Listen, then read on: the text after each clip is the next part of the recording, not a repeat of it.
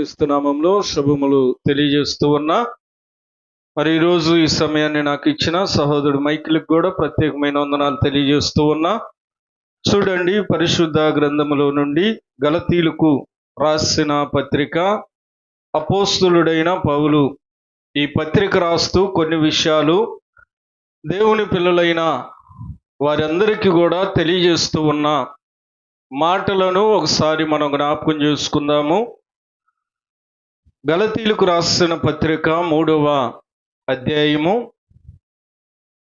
1 నుండి 9 వచ్చిన వరకు కూడా కొన్ని మాటలు ఇక్కడ మనం జ్ఞాపకం చేసుకుంటూ ముందుకి కొనసాగుదాం. ఓ అవివేకులైన గలతీలారా, మిమ్మును ఎవడు భ్రమ పెట్టెను? సిలువ వేయబడిన వాడైనట్టుగా యేసు క్రీస్తు మీ కన్నుల ఎదుట ప్రదర్శింపబడిను గదా. ఇది మాత్రమే మీ వలన తెలుసుకొన గోరుచున్నాను. ధర్మశాస్త్ర సంబంధ క్రియల వలన ఆత్మను పొందితిరా, లేక విశ్వాసముతో వినుట వలన పొందితిరా? మీరింత అవివేకులైతిరా. మొదట ఆత్మానుసారముగా ఆరంభించి ఇప్పుడు శరీరానుసారముగా పరిపూర్ణులగుదురా? వ్యర్థముగానే ఇన్ని కష్టములు అనుభవించితిరా? అది నిజముగా వ్యర్థమగునా? ఆత్మను మీకు అనుగ్రహించి మీలో అద్భుతములు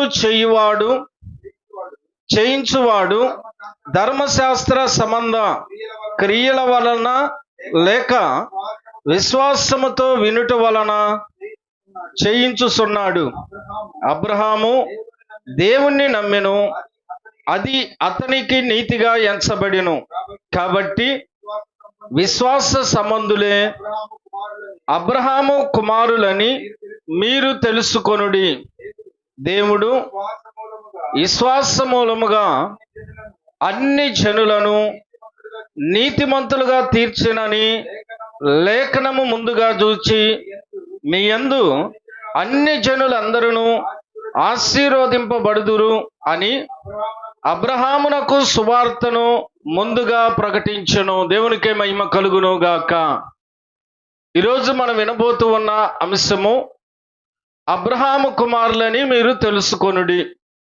ఈరోజు దేవుని యొక్క సన్నిధిలో మనం గమనిస్తూ దేవుని వాక్యాన్ని వెంబడిస్తూ ఉన్న మనము దేవుని సన్నిధిలో ఏమై ఉన్నామో, వాక్యమైన దేవునితో మనము నడుస్తూ ఉన్న విధానం ఏంటి అనేది కూడా మనం ఒకసారి ఆలోచన చేస్తే, అపోస్తులుడైన పౌలు అంటూ ఉన్నాడు కదా, ఓ అవివేకులైన గలతీలారా. ఏంటంటే వీళ్ళు అవివేకులు. ఏమంటూ ఉన్నాడు? మిమ్మును ఎవడు భ్రమ పెట్టెను? దేవుని యొక్క సన్నిధిలో మనం గమనిస్తూ దేవుని వాక్యాన్ని మనము చూడగలుగుతూ ఉంటే, ఈ గలతీ ప్రజలను లేదా దేవుని చేత ప్రత్యేకించబడిన దేవుని పిల్లలుగా ఎంచబడిన వారిని తెలియజేస్తూ వారితో మాట్లాడుతూ ఉన్న విధానాన్ని మనము చూస్తూ ఉన్నప్పుడు పౌలు గారు అంటూ ఉన్నాడు కదా, ఓ అవివేకులైన గలతీలారా, మిమ్మును ఎవడు భ్రమ పెట్టెను?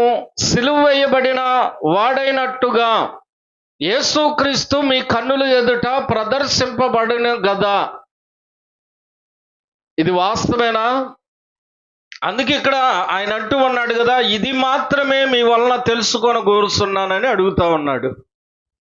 దేవుని యొక్క వాక్యమునింటూ ఉన్న మనము, వాక్యమైన దేవునితో నడుస్తూ ఉన్న మనము, దేవుని ఆత్మచేత నింపబడి దేవుని రాజ్యము కొరకైన మన ప్రయాణములో మనము నమ్మకస్తులమై ఉండాలి.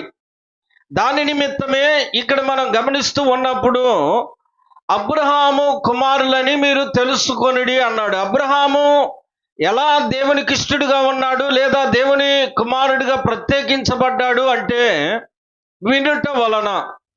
ధర్మశాస్త్రము వలన అబ్రహాము నీతిమంతుడు కాల. ధర్మశాస్త్రము వలన అబ్రహాము యొక్క ప్రయాణములో కానీ అబ్రహాము యొక్క మరి ఆ నిరీక్షణలో కానీ ఎలాంటి ఫలము లేదు, కానీ వినుట వలన ఆయన పొందినట్లుగా మనం చూస్తూ ఉన్నాం. ఈరోజు అందుకే ఆయన అంటూ ఉన్నాడు కదా, మనము చూడగలిగినట్లయితే ధర్మశాస్త్ర సంబంధ క్రియల వలన ఆత్మను పొందితిరా లేక విశ్వాసముతో వినుట వలన పొందితిరా? ఈరోజు మనము గమనించాలి, దేవుని యొక్క సన్నిధిలో ప్రారంభము నుండే కృప ఉన్నది. ప్రారంభము నుండే కృప ఉన్నది. ఆ కృప వాక్యమైన దేవుడై ఉన్నాడు. అంటే ఆ కృపను గూర్చి ఇక్కడ పౌలు గారు ఆ సంఘానికి తెలియజేస్తూ ఉన్నాడు. దేవుని యొక్క సన్నిధిలో వారు సమస్తమును జయించుటకు, దేవుని వాక్యములో నడవటానికి, వాక్యమైన దేవుడు వాళ్ళకిచ్చిన కృపలో వాళ్ళు సమస్తమును గైకొనే వారిగా ఉండాలి. మనం దేవుని యొక్క సన్నిధిలో చాలా విషయాలు వింటూ ఉంటాం, దేవుని వాక్యాన్ని మనము చదువుతూ ఉంటాం. అయినప్పటికీ కూడా ఈ పరిస్థితులు మనం చూస్తూ ఉంటే అర్థం కాని రీతిగా ఉంటూ ఉంటుంది. దేవుని వాక్యం వింటూ ఉంటాము కానీ అర్థము కాని రీతిగా అవి తెలియజేస్తూ ఉంటాయి. అందుకే ఆయన అన్నాడు కదా 7వ వచనంలో, కాబట్టి విశ్వాస సంబంధులే అబ్రహాము కుమారులని మీరు తెలుసుకొనిడి అన్నాడు. అర్థమవుతూ ఉన్నదా? అబ్రహాము కుమారులే అని ఎట్లాగంట? విశ్వాసమును బట్టి. కాబట్టి విశ్వాస సంబంధులే అబ్రహాము కుమారులని మీరు తెలుసుకొనుడి. ఈరోజు విశ్వాసము లేకుండా దేవునికి ఇష్టడై ఉండుట అసాధ్యము. విశ్వాసము కలిగి ఉండాలి మనము. ఆ విశ్వాస సంబంధమైన పోరాటములో నీవు ఆత్మను పొందుతావు, నీకున్న ఆటంకాల మీద జయాన్ని పొందుతావు. నీకున్న ప్రతి ఆటంకాన్ని జయించే కృపను దేవుడు నీకు ఇచ్చాడు. దేవుడు ఆ ప్రభావాన్ని నీకు ఇచ్చాడు, ఆ పరిస్థితులను నీకు ఇచ్చాడు. వాటిని నువ్వు జయించుటకు తగిన ఆ విశ్వాసము పరిపూర్ణమైనప్పుడు ప్రతిదీ నువ్వు జయించగలుగుతావు. యేసుక్రీస్తు అదే కదా అన్నది, వినుట వలన విశ్వాసము కలుగును. అయితే నీ విశ్వాసమే నిన్ను స్వస్థపరచును అన్నాడు. నీ విశ్వాసమే నిన్ను బాగు చేసింది అన్నాడు. నీ విశ్వాసమే నిన్ను ఈ రీతిగా ఉంచిందని ప్రభు యేసుక్రీస్తు మాట్లాడాడు. విశ్వాసము చాలా ప్రాముఖ్యమైనది. అయితే ఈరోజు దేవుని సన్నిధిలో ఉన్న మనమేమై ఉన్నామో తెలవని పరిస్థితుల మధ్య దేవుని యొక్క వాక్యాన్ని అనుసరిస్తూ ఉన్నాం, వాక్యమైన దేవుని కాడికి వస్తూ ఉన్నాము. కానీ వస్తూ ఉన్న మనము ఏమై ఉన్నామో తెలవటల్లా. వస్తూ ఉన్న మనము దేవుని యొక్క సన్నిధిలో ఎలా ఉన్నామో మనకు తెలవటల్లా. ఒకసారి మనం గమనిస్తూ ఉన్నట్లయితే మన విశ్వాసం ఎలా ఉండాలి అంటే, ఆదికాండం మనం చూస్తే 12వ అధ్యాయము ఒకసారి మనం జ్ఞాపకం చేసుకుందాం. విశ్వాస సంబంధులే అబ్రహాము కుమారులని తెలుసుకొనుడి అన్నాడు. అయితే అబ్రహాములో ఉన్న విశ్వాసాన్ని మనం ఒకసారి చూడగలిగినట్లయితే 1 నుండి 3వ వచనం వరకు, యెహోవా నీవు లేచి ఈ దేశము నుండి, బంధువుల యొద్ద నుండి, నీ తండ్రి ఇంట నుండి బయలుదేరి నేను నీకు చూపించు దేశమునకు వెళ్ళుము. నిన్ను గొప్ప జనముగా చేసేదను, నిన్ను ఆశీర్వదించు వారిని నిన్ను ఆశీర్వాదముగా నుంచి నీ నామమును గొప్ప చేయుదును. నీవు ఆశీర్వాదముగా నుందువు, నిన్ను ఆశీర్వదించిన వారిని ఆశీర్వదించెదను, నిన్ను దూషించు వారిని శపించెదను. ఏమన్నాడు ఇక్కడ దేవుడు? ఒక మాట ఇక్కడ మనం గమనిస్తూ ఉన్నట్లయితే 8వ అధ్యాయంలో ఆ మాటలే మనం చూసాము. 9వ అధ్యాయంలో 9వ వచనంలో గలతీలకు రాసిన పత్రికలో 3:9లో మనం అదే చూసాము. ఆయన అంటూ ఉన్నాడు కదా, మనము చూస్తే, కాబట్టి విశ్వాస సంబంధులే విశ్వాసము గల అబ్రహాముతో కూడా ఆశీర్వదింపబడుదురు. అందుకే పౌలు గారు సంఘాన్ని హెచ్చరిస్తూ ఉన్నాడు. దేవుడు అబ్రహామును పిలిచినప్పుడు నువ్వు ఒక ప్రాంతానికి వెళ్ళు అంటే అబ్రహాము ఏమాత్రము సందేహించక ఆ ప్రాంతానికి ప్రయాణం చేస్తున్నట్లుగా మనం చూస్తూ ఉన్నాము. దేవుని యొక్క చిత్తమును మనం అనుసరించినప్పుడు మన ప్రయాణములో క్షేమాన్ని కలుగు చేసేది దేవుడు. దేవుని యొక్క ఆలోచన బట్టి మనం నడుస్తూ ఉన్నప్పుడు తగిన శక్తిని, ప్రభావాన్ని ఇచ్చేది దేవుడు. మనకి ఏది కొదువై ఉన్నదో ఆ పరిస్థితులన్నిటినీ అనుకూలపరిచేది దేవుడు. దేవుని యొక్క కృపకు మనము తగినట్లుగా నడుస్తూ ఉన్నప్పుడు మనకి కాపరిగా ఉన్నది దేవుడు, మనల్ని నడిపిస్తూ ఉన్నది కూడా దేవుడే. ఆ పరిస్థితుల్లో మనం ఎరిగి నడుస్తూ ఉన్నప్పుడు దేవుడు సమస్తమును, మరి మన యొక్క పరిస్థితులన్నిటినీ కూడా అనేకులకు మాదిరికరంగా ఉంచే దేవుడు. ఈరోజు ఎలా ఉన్నాము అనేది మనం చూస్తే, అబ్రహామును దేవుడు పిలిచినప్పుడు అబ్రహాం పరిస్థితి ఏంటి? పిలిచినవాడు నమ్మదగినవాడు అని నమ్మాడు. ఎట్లా నమ్మాడు? ఇనుట వలన. అప్పుడు ధర్మశాస్త్రం లేదు. ధర్మశాస్త్రం వచ్చింది అక్కడ నిర్గమకాండంలో ధర్మశాస్త్రం వచ్చింది. అయితే అప్పటికి మనం గమనిస్తూ ఉన్నట్లయితే అబ్రహాం ఉన్నప్పుడు ధర్మశాస్త్రం లేదు, ఏం చేయాలో తెలవదు, పరిస్థితులు ఏందో తెలవదు. అయినప్పటికీ కూడా పిలిచిన వాడు నమ్మదగిన వాడు అని నమ్మాడు. ఈరోజు దేవుని వాక్యం వింటూ ఉన్న మనము, వాక్యమైన దేవుడు మనతో మాట్లాడుతూ ఉన్నప్పుడు ఆ మాటలకు పరిపూర్ణముగా మనము మరి కట్టబడినప్పుడు, లేదా మాటలు మనం సంపూర్ణంగా అనుసరిస్తూ ఉన్నప్పుడు దేవుడు ప్రతిదీ కూడా ఎలా మారుస్తూ ఉన్నాడంటే మేలుకరంగా మార్చే దేవుడు. అందుకే దేవుడు అబ్రహామును పిలిచెను, ఆ పిలిచిన వాడు నమ్మదగిన వాడని అబ్రహాము నమ్మాడు. ఈరోజు మనమేమి నమ్ముతా ఉన్నాం? దేవుని వాక్యం ఎలా ఉంది ఈ రోజుల్లో? దేవుని వాక్య విధానం ఎలా ఉంటూ ఉన్నది ఈ రోజుల్లో? ఎలా ఉంటూ ఉన్నది? బైబిల్ స్పష్టంగా మనకు తెలియజేస్తూ ఉన్నది. ఒక కాపురికాడు మనం బాప్తీసం తీసుకున్నాం, ఇంకో కాపురికాడికి పోతే ఏమంటారు? సరే, ఇది అర్థం కాల, ఒక స్త్రీనో లేకపోతే పురుషుడినో పెళ్లి చేసుకున్నాం, వేరే చోటకి వెళ్తే ఏమంటారు? భయంకరంగా లేదు ఈ మాట? ఉందా లేదా? అంటే యేసుక్రీస్తు ఒక మాట అన్నాడు, వ్యభిచారులైన చెడ్డ తరము వారు సూచక క్రియలను అడుగుతున్నారు. ఎవరిని అన్నాడు ఈ మాట? శాస్త్రులను, పరిసయ్యులను.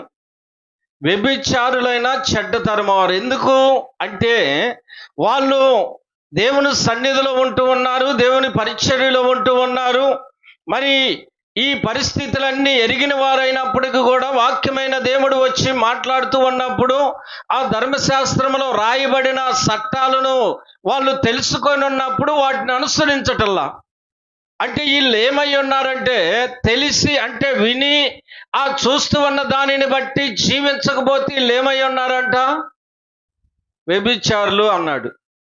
ఇది నిజంగా చాలా బాధాకరమైన మాటే. కానీ దేవుని యొక్క వాక్యానికి నువ్వు లోబడకపోతే ఆజ్ఞ అతిక్రమమే పాపము అని రాయబడి ఉంది. ఆజ్ఞ అతిక్రమమే. ఇక ఈ ఆజ్ఞ అతిక్రమం అనే పాపములో అనేకమైన లక్షణాలు ఉన్నవి, అనేకమైన పరిస్థితులు ఉన్నాయి. కానీ మూల పాపం ఏంటంటే ఆజ్ఞ అతిక్రమమే. ఈ అతిక్రమమును బట్టే మరణం అనేది లోకంలోకి వచ్చింది. మరణం అనేది మానవుని యొక్క జీవితంలోనికి వచ్చింది. ఈ మరణం అనేది మానవుణ్ణి భయపెడుతూ ఉన్నది. ఈ మరణం అనేది మానవుణ్ణి అనేక రీతులుగా బలహీనతల ద్వారాను, మరి నెమ్మది లేని పరిస్థితుల ద్వారాను మనుష్యుణ్ణి కొంగదీస్తూ ఉన్నది. ఆజ్ఞ అతిక్రమము వలన వచ్చిన పరిస్థితులు. అందుకే పౌలు గారు అంటూ ఉన్నాడు కదా, విశ్వాస సంబంధులే అబ్రహాము కుమారులని మీరు తెలుసుకొనుడి. విశ్వాస సంబంధులం మనం గనకైతే మనం అబ్రహాము కుమారులమై ఉన్నాం. భౌతికంగా కాదు కానీ ఆత్మీయంగా అబ్రహాము కుమారులమై ఉన్నాం. ఈరోజు దేవుని యొక్క వాక్యమును బట్టి మనం చూడగలుగుతూ ఉంటే ఆయన అంటూ ఉన్నాడు కదా 4వ వచనంలో, వ్యర్థముగానే ఇన్ని కష్టములు అనుభవించితరా? అది నిజముగా వ్యర్థమగునా? ఆత్మను మీకు అనుగ్రహించి మీలో అద్భుతములు చేయించువాడు ధర్మశాస్త్ర సంబంధ క్రియల వలన లేక విశ్వాసముతో వినుట వలన చేయుచున్నాడు. దేవునికే మహిమ కలుగునుగాక. నువ్వు వింటూ ఉన్న వాక్యము ద్వారా దేవుడు నీ విషయంలో, నీ జీవితంలో, నీ పరిస్థితుల్లో, నీ ప్రయాణములో, నీ వ్యక్తిగత జీవితంలో దేవుడు ఏం చేస్తూ ఉన్నాడంటే అద్భుతాలు చేస్తూ ఉన్నాడు. నువ్వు ఊహించిన దానికంటే ఉన్నతమైన కార్యాలు చేసే దేవుడు. ఈరోజు మనం ఇక్కడ ఉన్నాము అంటే అది దేవుని కృప. కోట్లు ఇచ్చినా కానీ సజీవులుగా ఇలా వచ్చి కూర్చోగలరా? కోట్లు ఇచ్చినా కానీ, ఉన్నదంతా ఇచ్చినా కానీ వచ్చాడు కూర్చోగలరా? ఇక్కడ కూర్చున్నామంటే దేవుని కృప. ఇది ఎంత గొప్ప అద్భుతమైన కార్యము, దేవుని కృప. అయితే ఇది ఎంత అద్భుతమైన కార్యము. నువ్వేమీ ఇవ్వకుండానే, నువ్వేది కూడా దేవునికి సమర్పించకుండానే నిన్ను క్షేమంగా ఆ దీర్ఘాయుష్యమంతురాలుగా తెచ్చి దేవుడు ఇక్కడ ఉంచాడు. ఆయనను నువ్వు ఆరాధించడానికి, ఆయనను స్తుతించడానికి, ఆయనను గణపరచడానికి, ఆ వాగ్దానమును ఒకరోజు నువ్వు స్వతంత్రించుకోవటానికి, నువ్వు కలంకమైనను, మచ్చైనను, డాగైనను, ముడతైనను ఏది లేకుండా పరిశుద్ధమైన సంఘముగా నువ్వు ఉండాలని దేవుడు ఇష్టపడుతూ ఉన్నాడు. పరిశుద్ధమైన సంఘముగా నువ్వు ఉండాలని దేవుడు ఇష్టపడుతూ ఉన్నాడు. అయితే నమ్మకమైన దేవుని యొక్క సన్నిధిలో ఆయనకు తగినట్లుగా మనం ఉండాలి. అదే కదా ఆయన కోరుతా ఉన్నది. నేను వెలుగై ఉన్న ప్రకారం మీరును వెలుగై ఉండండి, నేను పరిశుద్ధుడునై ఉన్న ప్రకారం మీరును పరిశుద్ధులై ఉండండి. ఎందుకు చెబుతూ ఉన్నాడు ఈ మాట? ఆయన దహించు అగ్ని అయి ఉన్నాడు. షడ్రకు, మేషక్కు, అబేద్నెగో వారి విశ్వాసాన్ని మనం చూసినప్పుడు, వారి యొక్క తీర్మానాన్ని మనం చూసినప్పుడు, మరణం వాళ్ళకు ఎదురుగా ఉన్నది. మరణము పరిస్థితుల అంచులకు వాళ్ళు వెళ్ళారు. ఇంకా చెప్పాలంటే మరణములోనికే వెళ్ళారు వాళ్ళు. మరణములో నుండి సజీవులుగా బయటికి తెచ్చిన దేవుడు. అక్కడ ఆ రాజు నెబుకద్నెజర్ చేసిన పనిని బట్టి కాదు, కానీ అక్కడ జరిగిన ఈ ముగ్గురు ద్వారా జరిగిన కార్యమును బట్టి వాళ్ళందరూ కూడా దేవుని యందు విశ్వాసం ఉంచిరి. దేవుని నామమున వాళ్ళు అక్కడ గణపరిచినట్లుగా మనం చూడగలుగుతూ ఉన్నాము. ఈరోజు మన భక్తి జీవితంలో మనము నడుస్తున్న విధానంలో కొన్ని విషయాలు మనము చూడగలిగితే 8వ వచనంలో ఒక మాటను మనము చూద్దాము. దేవుడు విశ్వాస మూలముగా అన్ని జనులను నీతిమంతులుగా తీర్చునని లేఖనము ముందుగా చూచి నీ యందు అన్ని జనులందరూ ఆశీర్వదింపబడుదురని అబ్రహామునకు శుభవార్తను ముందుగా ప్రకటించెను. దేవునికే మహిమ కలుగును గాక. అబ్రహాము ఆదికాండము 12వ అధ్యాయము ప్రారంభములో దేవుని వాక్యము అంటే సువార్త ఎక్కడికి వెళ్ళింది? అబ్రహాము కాడికి వెళ్ళింది. ఆ సువార్త అబ్రహాముకు ప్రకటించడం జరిగింది. ఎవరు ప్రకటించారు? ఏ పాస్టర్ వెళ్ళలా, ఏ ప్రవర్త వెళ్ళలా, ప్రకటించింది ఎవరు? దేవుడు. దేవుడు ప్రకటించాడు. ఈరోజు మనం గమనిస్తున్నాం, ఆ రోజు వ్యక్తిని చూడకపోయినా కానీ నమ్మిన వ్యక్తులను మనం చూస్తున్నాం. విన్న దానిని బట్టి వాళ్ళు నమ్మారు. మనము చూడగలిగినట్లయితే అక్కడ మరి నోవాహును మనము చూడగలం. అలాగనే మనము అక్కడి నుంచి చూసుకుంటూ వచ్చినట్లయితే అనేకులను మనం చూస్తూ ఉన్నాం. వ్యక్తులు కనపడలా, కానీ దేవుని స్వరాన్ని వాళ్ళు విని నమ్మి విశ్వసించారు. ఈరోజు దేవుడు వ్యక్తిని నిలబెట్టి మాట్లాడుతున్నాడు. ఈరోజు దేవుడు వ్యక్తిని నిలబెట్టి మాట్లాడుతూ ఉన్నాడు. అయితే మనం ఎంతవరకు నమ్ముతున్నాం? ఎంతవరకు దేవుని వాక్యాన్ని అనుసరిస్తూ ఉన్నాం? ఒకసారి గమనించండి. మనకున్న సమృద్ధిలో మనకి ధైర్యం ఉంటుందా? ఏమీ లేకుండా దేవుడే నాకు దిక్కు, దేవుడే నాకున్నాడనే విశ్వాసంలో ధైర్యం ఉంటుందా? దేంట్లో ధైర్యం ఉంటుంది మనకి? నేను చాలా మందిని చూస్తున్నా, దేవుడే ఉన్నాడు నాకనే ధైర్యం ఎవరిలో కనపడలా. దేవుడే ఉన్నాడు నాకనే ధైర్యం కనపడలా. ఏ ధైర్యం ఉందో చెప్పండి? ఏ ధైర్యం ఉంది? చూడండి, ప్రకటన గ్రంథంలోకి మనం వెళ్దాం ఒకసారి. ప్రకటన గ్రంథం 1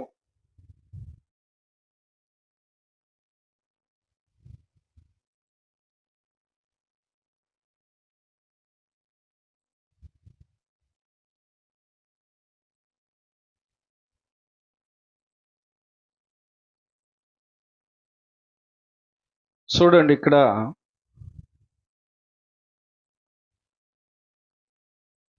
ఒక మాట రాయబడి ఉన్నది.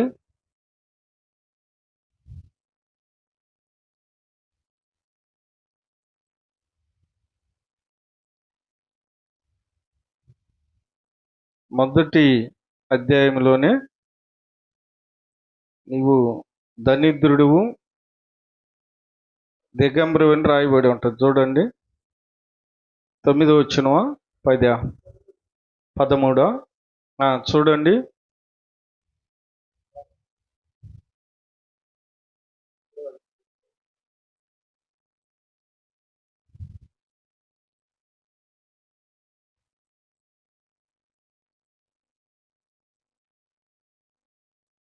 ఎన్ని?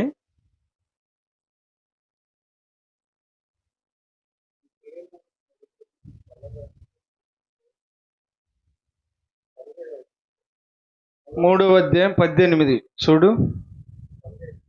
17 నుంచి చూడు. 3వ అధ్యాయం ప్రకటన గ్రంథము.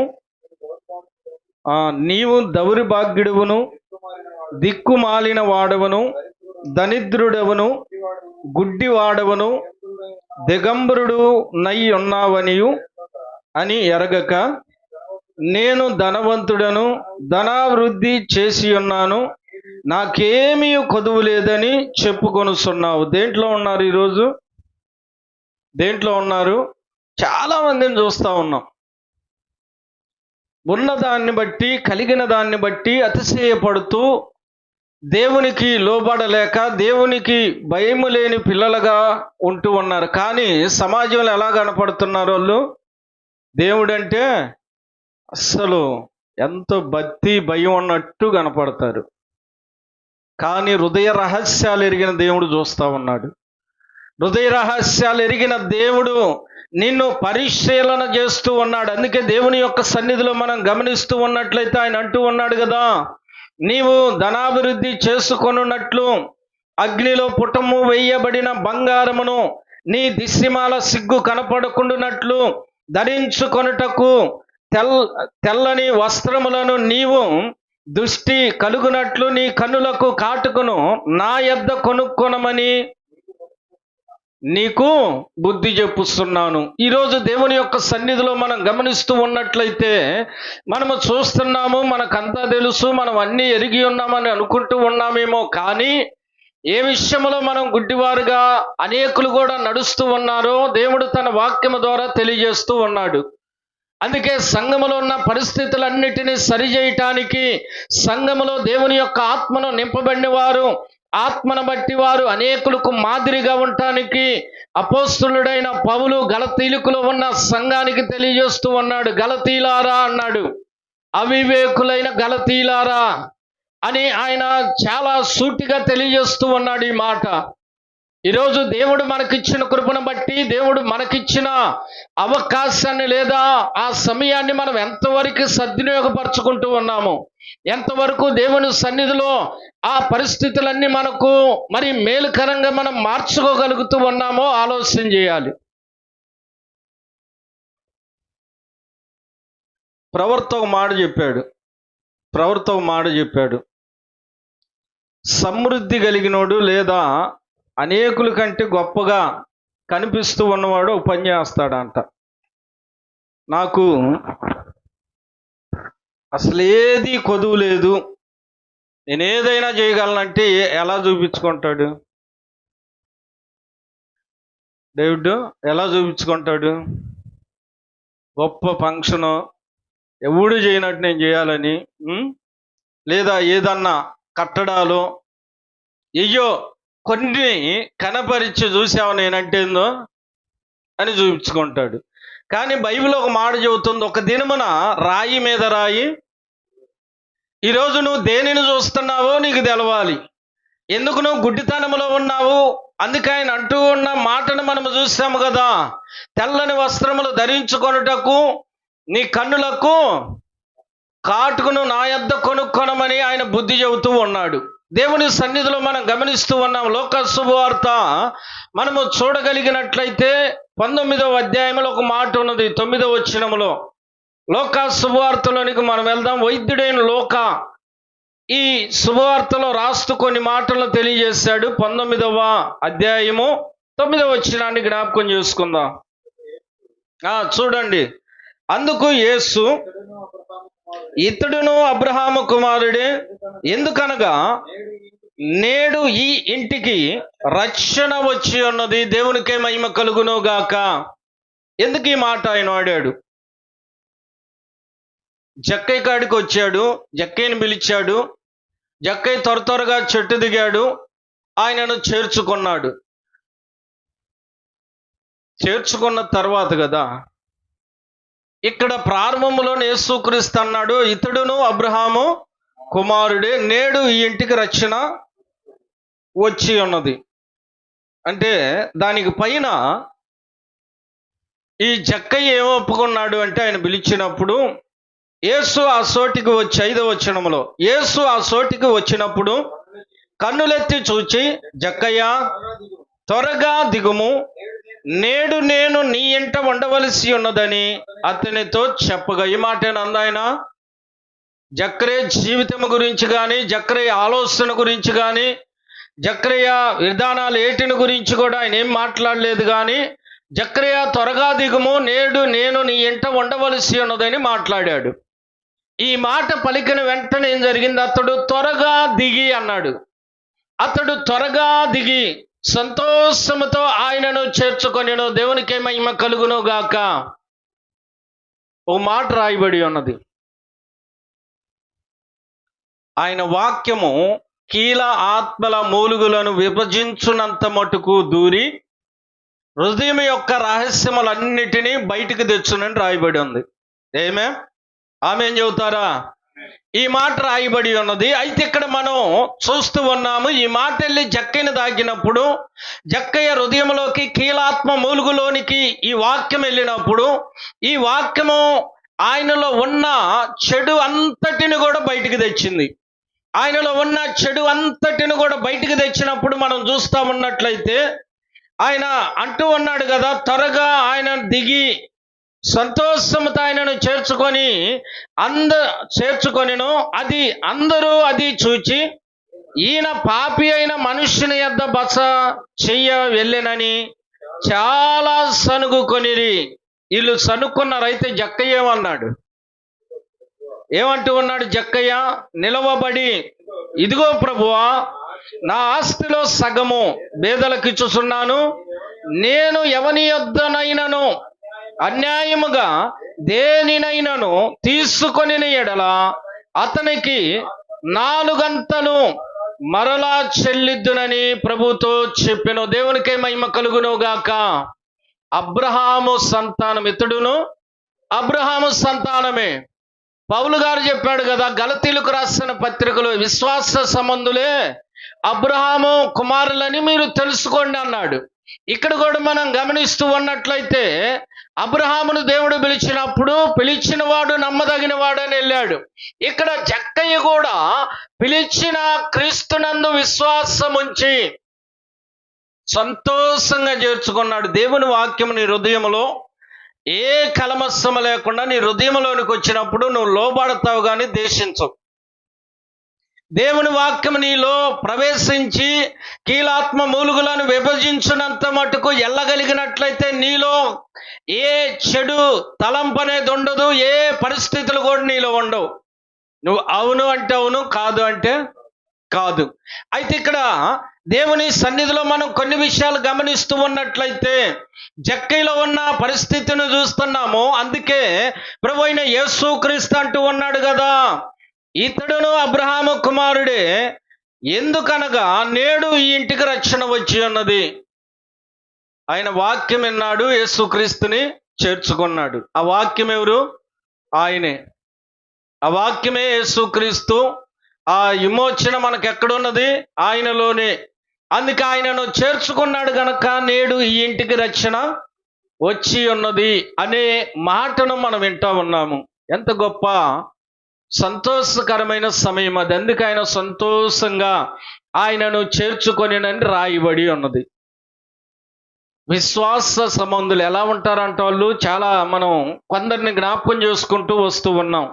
అలాగనే మనం కొన్ని విషయాలు చూస్తూ ఉన్నట్లయితే 3వ అధ్యాయము 16వ వచనంలో ఒక మాట ఉన్నది. గలతీలకు రాసిన పత్రికలో 3వ అధ్యాయము 16వ వచనంలో ఒక మాట ఉన్నది. పౌలు గారు అంటూ ఉన్నాడు కదా, అబ్రహామునకును అతని సంతానమునకును వాగ్దానములు చేయబడెను, ఆయన అనేకులను గూర్చి అన్నట్టు నీ సంతానములకు అని చెప్పక ఒకరిని గూర్చి అన్నట్టే నీ సంతానమునకు అనెను. ఆ సంతానము క్రీస్తే. దేవునికే మహిమ కలుగును గాక.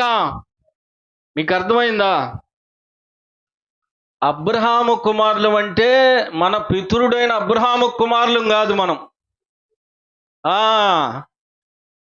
దేవుని సన్నిధిలో మనము గమనిస్తూ ఉన్నట్లయితే ఎక్కడికి మనం చేర్చబడుతూ ఉన్నామంటే యేసు క్రీస్తు రక్తములోనికి. యేసు క్రీస్తుని ధరించుకున్న మనం ఏమై ఉన్నాము? దేవుని కుమారులమై ఉన్నాము, దేవుని కుమార్తెలమై ఉన్నాము. యేసు క్రీస్తుని మనం ధరించుకున్నాము గనుక మనము కనపడం. కానీ మనల్ని చూసే వాళ్ళకి ఎవరు కనపడతారు? క్రీస్తే. కానీ మనం కనపడతారు అలా? ఎవరికి కనపడం. మనం దుష్టులాగా కనపడతాం, దుర్మార్గుల్లాగా కనపడతాం. లోకంలో ఎలా కనపడతాం? మనం మంచోళ్ళగా కనపడం. కారణం ఏంటంటే వాళ్ళు చూచే విధానం అది, వాళ్ళ ఆలోచన విధానం అది. యేసు క్రీస్తుని సిలువ వేసినప్పుడు కొందరు ఆ మార్గంలో వెళ్తా ఆ సిలువను చూశారు, అక్కడున్న ముగ్గురుని చూశారు, వాళ్ళల్లో యేసు క్రీస్తుని చూశారు. కొందరు అన్నారు కదా, అరే ఈడు దావీదు కుమారుడు అంట, వీడే రక్షించుకోలేడు కానీ మనల్ని రక్షిస్తాడంట అన్నారు. అదే మార్గంలో అలాగని వెళ్తా కొందరు చూసేమన్నారు, ఈయన ఏ పాపం చేయలేదు, ఈయనను సిలువ వేశారు, మన నిమిత్తమే కదా ఈయన ఈ శ్రమను భరిస్తుందని మాట్లాడారు. ఇప్పుడు వాళ్ళిద్దరికి వేరువేరుగా ఆయన కనపడ్డా? ఆయన ఒకటే రీతిగా ఉన్నాడంటే చూచే వాళ్ళలో, వాళ్ళ ఆలోచనలో తేడా అది. ఈరోజు కూడా దేవుని వాక్యాన్ని సరిగా నువ్వు ఆత్మానుసారంగా చూస్తే, మరి యథార్థమైన హృదయంతో దేవుని వాక్యాన్ని నువ్వు చదివి గమనించగలిగితే దేవుడు సత్యాన్ని నీకు బయలుపరుస్తాడు. నువ్వు తప్పు పట్టాలనే చూసావనుకో, తప్పే దొరికిద్ది నీకు. ఏదేని తోటలు ఎన్ని లేవు మంచి తినటానికి, అన్నిటిని పక్కన పెట్టి దేన్ని ఎతికాడు లూసిఫరు? తోట చెట్లలో ఏ ఫలం మీరు తినకూడదంటే తోట వేసుకునేది దేనికి? తినటానికే కదా. ఆ సంగతి ఏమో తెలవదా? అందుకే బైబిల్లో స్త్రీకి బోధించే అధికారం దేవుడు ఇవ్వాల. బలహీన ఘట్టమని రాయబడి ఉంది. ఆమె ఎవరన్నా అబ్బా సూపర్ అంటే ఏమైద్ది? గౌటు పడిపోయిద్ది.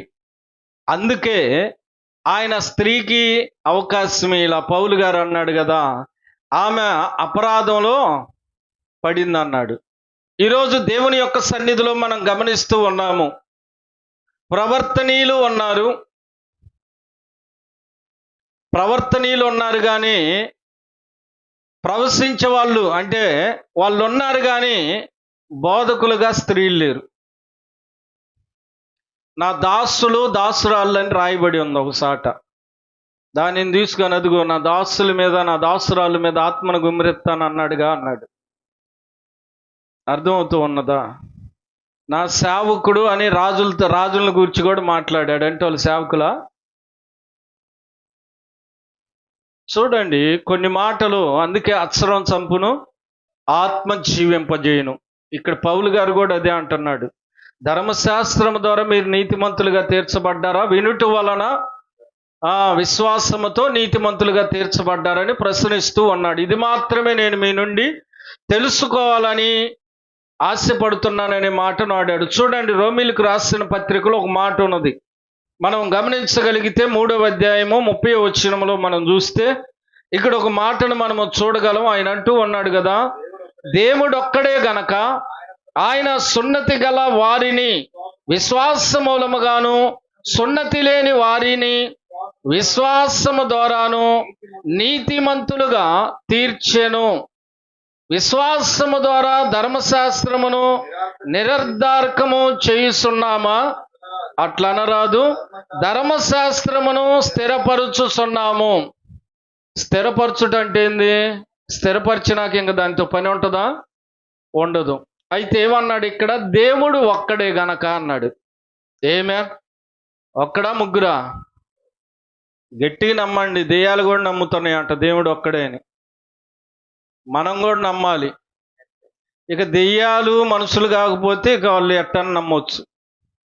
ఈరోజు దేవుని యొక్క వాక్యం మనం గమనిస్తూ ఉన్నట్లయితే దేవుడు దేని చేత మనల్ని విమోచించాడు? చూడండి, 24వ వచనములు అన్నాడు కదా అదే అధ్యాయంలో, కాబట్టి నమ్మువారు ఆయన కృపచేతనే క్రీస్తు యేసునందలి విమోచనము ద్వారా ఉచితముగా నీతిమంతులని తీర్చబడుతున్నారు. ఎలాగంట? విమోచనము ద్వారా, యేసుక్రీస్తు రక్తము ద్వారా మనము నీతిమంతులుగా తీర్చబడుతున్నాము. మనమైతే తీర్చబడి ఉన్నాము. ఆమేన్ చెబుతారా? మనము తీర్చబడి ఉన్నాం. అందుకే దేవుని యొక్క చిత్తమును బట్టి, దేవుని యొక్క సన్నిధిలో కొన్ని విషయాలు మనము చూడగలుగుతూ ఉన్నప్పుడు ఒక మాట ఉన్నది. 8వ అధ్యాయం 30వ వచనంలో కూడా అంటూ ఉన్నాడు, రోమిలకు రాసిన పత్రికలోనే. అక్కడ కూడా మనం చూస్తే ఒక మాట ఉన్నది. ఏమంటూ ఉన్నాడు? మరియు ఎవరిని ముందుగా నిర్ణయించునో వారిని పిలిచెను, ఎవరిని పిలిచెనో వారిని నీతిమంతులుగా తీర్చెను, ఎవరిని నీతిమంతులుగా తీర్చెనో వారిని మహిమ పరిచెను. దేవునికే మహిమ కలుగును గాక.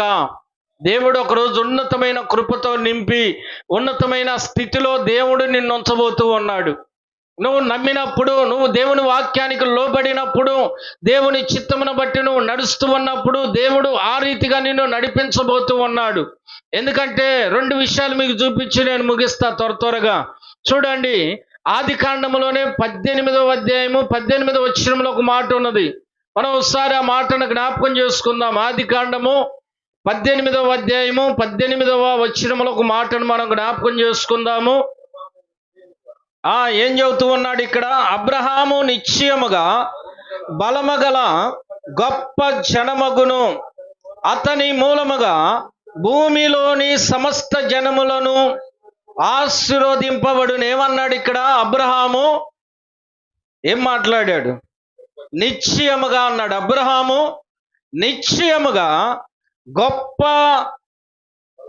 బలము గల గొప్ప జనమగును అన్నాడు. ఇది వాస్తవేనా? దేవుడు చేశాడా లేదా? అబ్రహాం నమ్మాడు అప్పుడు, మనం నమ్మాలి ఇప్పుడు. మరి అబ్రహాం అప్పుడులోనే నమ్మాడు ఈ మాటని. కాబట్టే దేవుడు గొప్ప జనముగా చేశాడు, అబ్రహామును ఆశీర్వదించాడు. అబ్రహామును మాత్రమే కాదు కానీ అబ్రహామును ప్రేమించిన వారిని కూడా ఆశీర్వదించాడు. అబ్రహామును ప్రేమించిన ప్రతి ఒక్కరిని ఆశీర్వదించాడు. అబ్రహాముకి విరోధులైన రాజును సైతం దేవుడు వణికించాడు. ఎంత గొప్ప కార్యం ఇది! అందుకే పిలిచిన వాడు నమ్మదగినవాడు. అందుకే పౌలు గారు ఒక మాట అన్నాడు చివరికి అపోస్తల కార్యములోనే 3వ అధ్యాయం 25-26 వచనంలో ఒక మాట అన్నాడు. ఆ మాటను మనం జ్ఞాపకం చేసుకుందాము. 3వ అధ్యాయము. ఆ ప్రవర్తనకును దేవుడు అబ్రహాముతో నీ సంతానమందు భూలోక వంశములన్నీ ఆశీర్వదింపబడునని చెప్పి మీ పితరులతో చేసిన నిబంధనకును మీరు వారసులునై ఉన్నారు. దేనికంటే వీళ్ళు వారసులై ఉన్నది? నిబంధనకు. కారణం ఏంటి? ఎలా వారసులం అవుతామంటే దానిని మనం అనుసరించినప్పుడు. అవునా? దానిని మనం అనుసరించినప్పుడు మనం వారసులమై ఉన్నాం. అందుకే 26లో అన్నాడు, దేవుడు తన సేవకుని పుట్టించి మీలో ప్రతి వాని దుష్టత్వము నుండి మళ్లించుట వలన మిమ్మును ఆశీర్వదించుటకు ఆయనను మొదట మీ వద్దకు పంపినని చెప్పెను. ఇది ఆయన మన మీద కలిగి ఉన్న ప్రేమ భారం. ఈ పరిస్థితులు గుండా దేవుడు మనల్ని నడిపిస్తూ, ఈ పరిస్థితులు గుండా దేవుడు కృపణిస్తూ ఉంటే ఎంతవరకు లోబడుతూ, ఎంతవరకు దేవుని సన్నిధిలో మనము జీవిస్తూ ఉన్నామో, నడుస్తూ ఉన్నామో మనము ఆలోచన చేయాలి. అందుకే అబ్రహాము కుమారులని మీరు తెలుసుకొనుడి అన్నాడు. మనం ఏం తెలుసుకోవాలి? దేవుని వాక్యం మనకు తెలియబడుతుందా? అబ్రహాము కుమారుడు ఎవరు అంటే క్రీస్తే అన్నాడు. మరి మనమేమై ఉన్నాం? అవునా? దేవునికి మహిమ కలుగునుగాక. మరి అట్టి కృప, అట్టి గొప్ప ఉన్నతమైన స్థితి దేవుడు మనకిచ్చి మనల్ని నడిపిస్తూ ఉన్నాడు గనక మనం అందరం కూడా దేవుని సన్నిధిలో జాగ్రత్తగా దేవుని వాక్యాన్ని వింటూ, వాక్యమైన దేవునికి తగినట్లుగా మనము ఆయన చిత్తములో నడవటానికి సిద్ధపాటు కలిగి ఉండాలని ప్రభు పేరిట మీకు తెలియజేస్తూ ఈ మాటలు నేను ముగిస్తూ ఉన్నా. God bless you. దేవుడు మిమ్మల్ని అందరినీ కూడా దీవించి ఆశీర్వదించును గాక. తిరిగి సమయాన్ని మరలా